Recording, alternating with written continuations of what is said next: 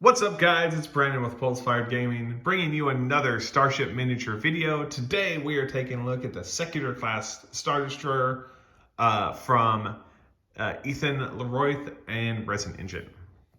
Let's dive into it.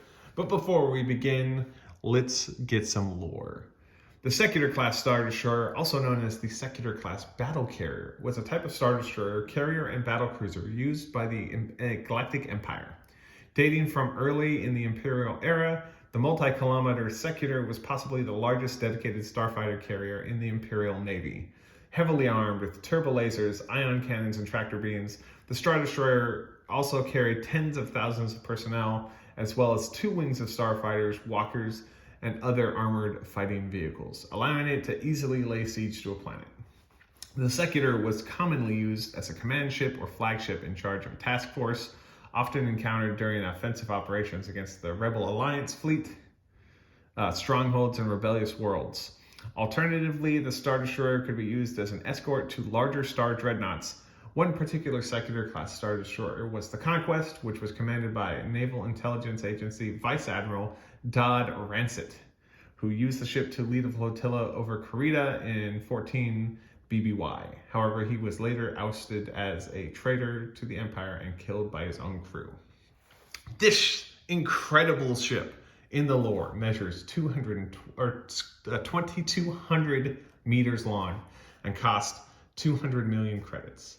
Now, there is one particular statistic on Wikipedia that I take great offense in reading. According to them, the ship would only carry 144 starfighters. And that is gotta be utter bullshit, because the Imperial Star Destroyer could carry 72. So for the cost of 200 million credits, you're telling me that two Imperial Star Destroyers fully outfitted with fighters could equate to one of these? I don't think so. As for the model itself, this ship measures a massive 222 millimeters long, making it just a little bit shorter than the Resin Engine Allegiance, and about 15 millimeters longer than the Imperial Star Destroyer. And I think Ethan did a pretty dang good job. We printed this in two parts. You can see the little separation right here. On the Elegoo Saturn, we pre-supported it, we hollowed it out ourselves, and we printed it with the nose face down on the build plate and the engines face down on the build plate. And that was a little bit of a risk, because when you do that, you run the risk of not being able to get everything supported the way it is. But we did well. The reason why we printed it is where the flat parts would be face up is because it's harder to support an entirely flat surface, and it's not entirely flat because it's keyed. There's one part that goes in and one part that goes out to make sure that it aligns right, and we didn't want it to deform on the corners and not have a clean, smooth joining on it. But let's take a look at the ship itself. You can see in here that they did a pretty damn good job on this ship. You can see the turbo lasers on the sides. This ship originally is based on a concept that was seen in Dark Empire as Unknown Star Destroyer 3, I think. And then the legendary 3D modeler Ansel Hassal, or Fractal Sponge, fleshed it out.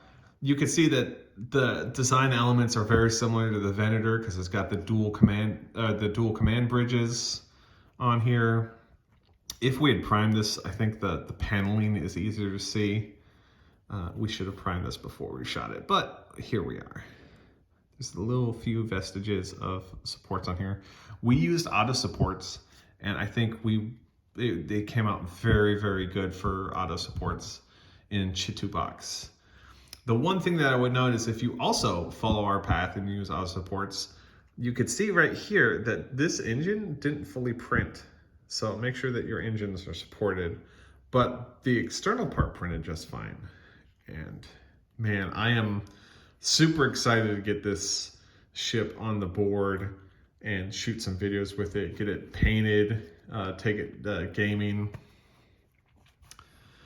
We would like to use our own stands, but as you can see, a 60mm stand is not gonna support that. So we're gonna have to come up with something else.